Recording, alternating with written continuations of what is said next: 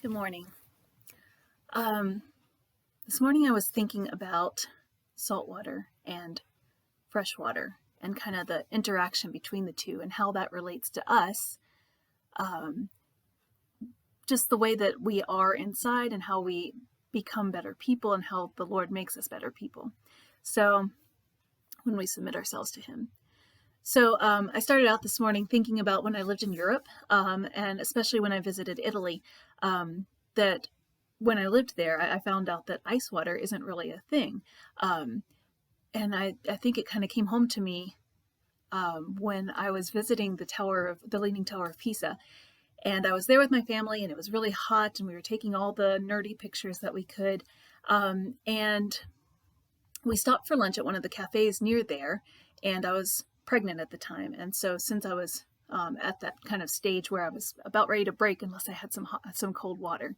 And so I ordered the water. And in Italy, they don't just bring you cups of water, they bring you bottles. And the bottle that they brought me was had been sitting out, and it was tepid, it was warm, and it wasn't what I wanted. I wanted cold water. I wanted refreshing water. So the waiter seemed like a nice person, so I asked if he had any ice. And he looked at me kind of like I had two heads. Ice? And I might have been asking for like a pink elephant or something. You know, it was just that strange to him that somebody would want ice in their water. So I motioned to the bottle and I said, "For the water, I'd like some cold water, please, if you've got any ice." And first he looked like he wasn't quite sure what to do. So after a second, he nodded and he smiled and he went inside the cafe. And when he walked back out, he had taken a glass that they had on hand. He had opened up their display case where they kept the heaping bowls of gelato and fish and different things that they kept in there.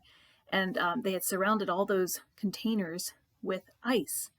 And he had dipped the cup into that ice and then filled it up and brought it out to me.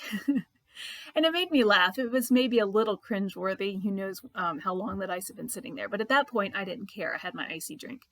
So I poured my water and I chugged it, and I could feel the cold liquid just making its path all the way down into my stomach. And you could feel it on the inside, which I think is a pretty cool feeling. And I've had my Italian friends explain to me why that's just gross, why you have cold water, and it's not good for you.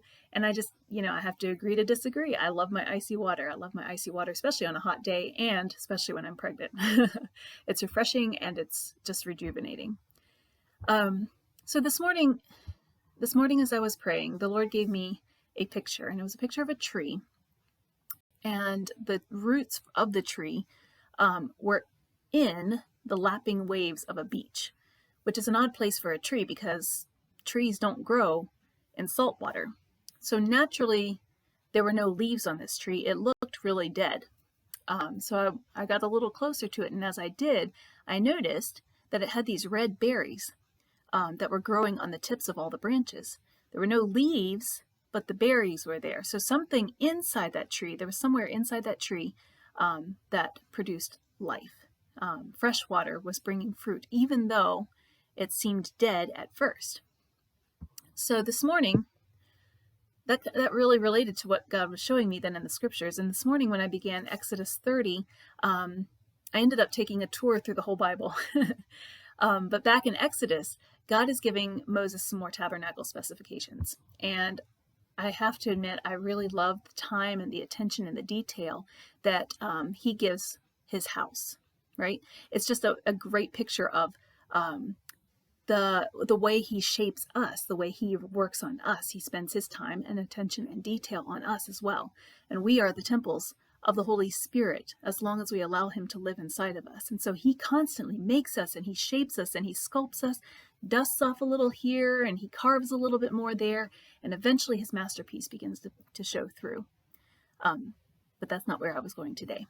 So where I was going today was in Exodus 30, 17 to 21. We get the details for the ceremonial basin where the priests will wash themselves before they're allowed to do anything in the tabernacle.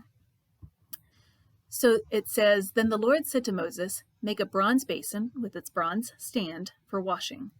Place it between the tent of meeting and the altar and put water in it. Aaron and his sons are to wash their hands and feet with water from it. Whenever they enter the tent of meeting, they shall wash with water, so that they will not die. Also, when they approach the altar to minister by presenting an offering made to the Lord by fire, they shall wash their hands and feet, so that they will not die.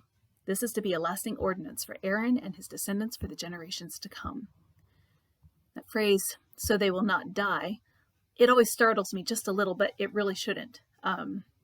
I heard Francis Chan explain it this way once, and he's one of my favorite people, but he explained it this way once. When you think about the God who was in the beginning, and you really try to wrap your mind around what he did, how he spoke the world and the universe into existence, when he opened his mouth and he says the words, let it be, and the sun happened, and the galaxies happened, the planets happened, the great expanse of space and solar systems and stars and all of that just happened. And then you go down to the minutia of the eye or your brain or the plant cells or anything having to do with microbiology. And then, then you try to understand the same God that created all of that and everything in between. When you think about all of that, why do we get to dictate to God how he asks for holiness? Really. So in the tabernacle, he asks the priest to wash their hands and their feet so that they will not die. And in light of who's making the request, it doesn't seem like a hard ask, right? So anyway, the water that the priests use to cleanse their hands and their feet, obviously it doesn't wash away the sin itself.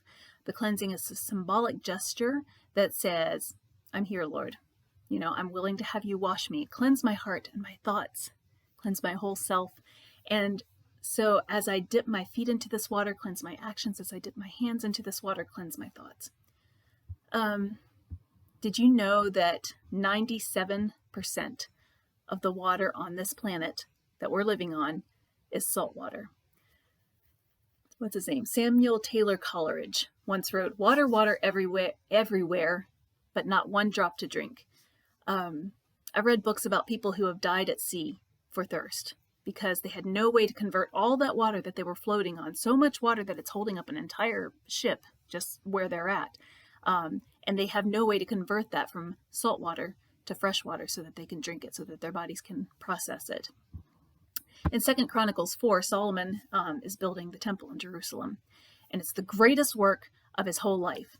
The temple is essentially the hard copy of the tabernacle. It's just bigger, it's better, bigger and better. So that in the temple, what replaces the tabernacle basin that they had used to wash their hands and feet, what replaces that is called the sea, which is an enormous bronze bowl, and it holds approximately 17,500 gallons of water, which is huge, and it's grand, and it's awe-inspiring. It's a massive container that sits on the back of 12 bulls that are all facing outward, 3 on each side, and the bull sits in the middle on their backs. So from there, from 2 Chronicles, I jumped over to Ezekiel chapter 47, where Ezekiel is in a vision, and he's following this man who is busy measuring things at the temple. And Ezekiel notices some water. It's coming out from under the threshold of the south side of the temple, and it's flowing east. Now, if you know anything about the layout of Jerusalem, it sits directly west of the Dead Sea. And this water that's coming from the temple threshold is flowing outward toward the Dead Sea. And the Dead Sea is named because of its high salt content. Nothing can live in it. I Googled it today. It's 8.6 times saltier than ocean water. So Ezekiel follows the man along the stream, and as he does, the water gets wider and deeper and more turbulent, and then it goes from stream to this whole river that's completely huge and uncrossable.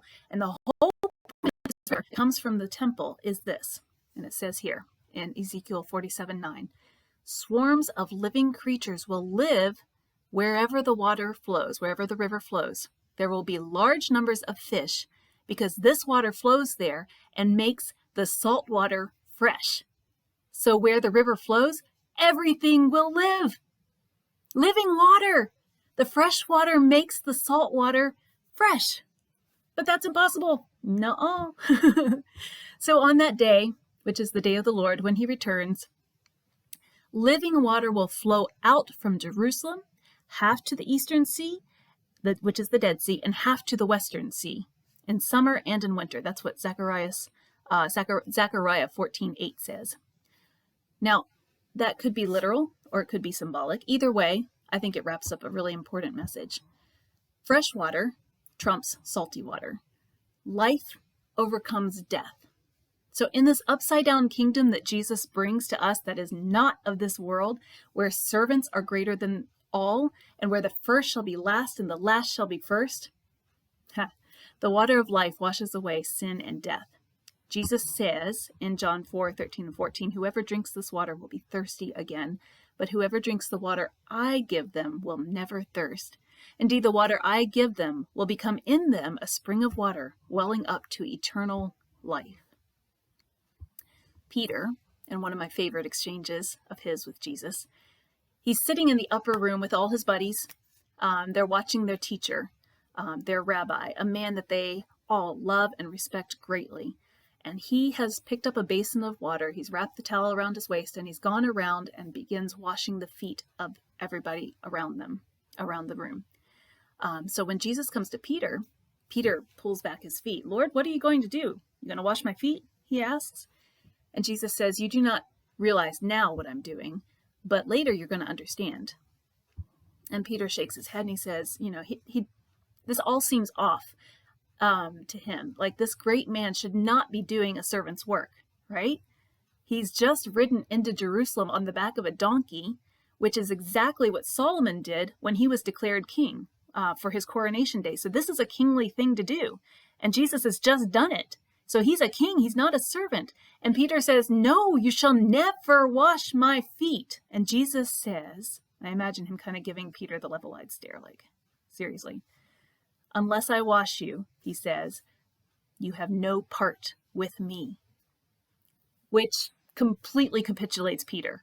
He gives this passionate response, which I love Peter. I love him so much. Then, Lord, he says, not just my feet, but my hands and my head as well. All of me. Wash all of me. If washing feet is what is required, then take the whole thing. And Jesus says, all right, calm down a little bit. A person who has had a bath needs only to wash his feet. His whole body is clean, and you are clean, though not every one of you, which he's referring to Judas Iscariot, who's going to betray him later on that night. So then I jumped over to Hebrews 9, which ties the tabernacle, the temple, Ezekiel's river, Jesus' actions. It ties it all together. When Christ came as high priest of the good things that are already here, he went through the greater and more perfect tabernacle that is not man-made. That is to say, not a part of this creation. He did not enter by means of the blood of goats and calves, but he entered the most holy place once and for all by his own blood, having obtained eternal redemption. How much more then will the blood of Christ, who through the eternal Spirit offered himself unblemished to God, cleanse our consciences from acts that lead to death, so that we may serve the living God? He cleanses us through his perfect blood. He is our high priest. He's the one who offered his own blood, his perfect blood, as atonement for our sin. He was the only one who could do that. So he offers the water of life that cleanses the water of death. The salt water becomes fresh water because the fresh water is the one that does the cleansing.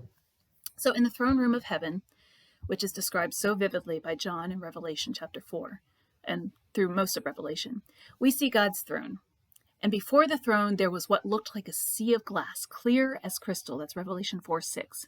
And then Revelation 22, 1-3 says, Then the angel showed me the river of the water of life, as clear as crystal, flowing from the throne of God and of the Lamb down the middle of the great street of the city. No longer will there be any curse. The water of life, as clear as crystal, is a part of his eternal plan. And it's so important, think about this. It's so important that he puts it right in the center of the throne room of heaven. What do we do with all this? I mean, I guess my first thought is we've got to take stock of our salt content, right? Are we letting the fresh water, impossible though it seems, cleanse the salt from our spiritual systems? Jesus is the water of life. But is our initial response to him like Peter's? No, Lord, I'm comfortable in my salty sea. And he says, unless I wash you, you have no part with me. So what are your next words going to be? I'm honestly asking, don't say something glibly unless you really mean it. Wash me, wash all of me. If that is truly your response, that's great, but think about it first because it means a lot. It means a lot. Cleansing and purification, it's not easy. In fact, the process hurts most of the time, right? It's unpleasant, it's smelly. If you think about washing dishes, you have to dip the dirty dishes down into the water and you get the gross, the burned on, the greasy parts of the dishes into the water. And the goal of washing dishes is to separate the food and the gross, dirty, burned on things from the pot itself, right? So when you remove the pot from the water, that stuff stays in the water and your clean pot comes out, gets rinsed, put in the drainer, and dried. For those who still hand wash dishes, sometimes we still do. But the separation process between the dirt and the pan isn't easy. It is, however, necessary, right? In order to follow Jesus, he says, unless I wash you, you have no part with me. So think about your answer. Be ready to give it to him when he kneels in front of you and he takes your foot in his hand. And it's one of the most important decisions you're ever going to make. Lord, wash me, wash all of me. I'm going to leave that there. I hope you have a blessed day. Let me know if you want me to pray with you. I would love to pray with you.